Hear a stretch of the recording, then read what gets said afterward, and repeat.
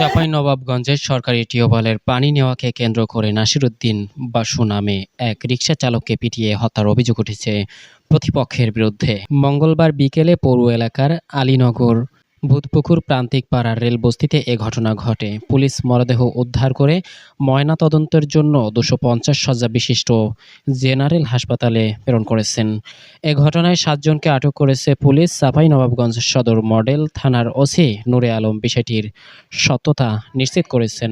নিহত নাসির উদ্দিন বাসু পৌর এলাকার আলীনগর ভূতপুকুর মহল্লার মৃত আক্তার হোসেন মুন্সির ছেলে, তবে তিনি প্রান্তিক পাড়া রেলবস্তি এলাকায় ভাড়া থাকতেন।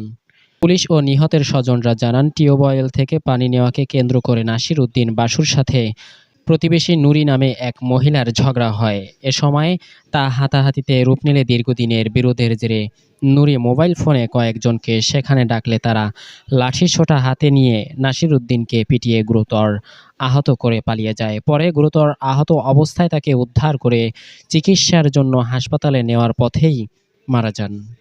চাঁপাইনবাবগঞ্জ সদর মডেল থানার ভারপ্রাপ্ত কর্মকর্তা নূরে আলম বলেন, খবর পেয়ে পুলিশ ঘটনাস্থলে পৌঁছে পরিস্থিতি নিয়ন্ত্রণে এনেছে।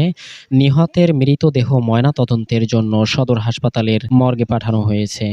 এ ঘটনায় জড়িতদের শনাক্ত করে 7 জনকে গ্রেফতার করেছে পুলিশ। ঘটনাকে কেন্দ্র করে মারছে, মাথায় বাড়ি মারছে, ওই এক বাড়িতে শেষ।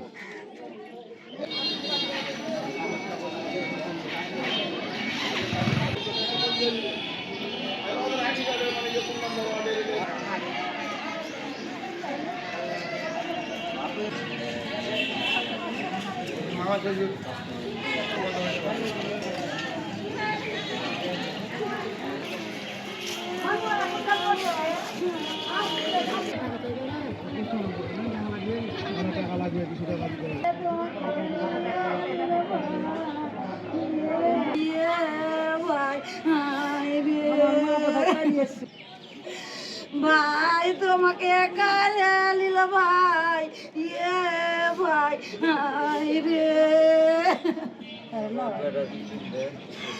ভাই, আমি এত কষ্ট করি ভাই রে ভাই, দিদু রে ভাই।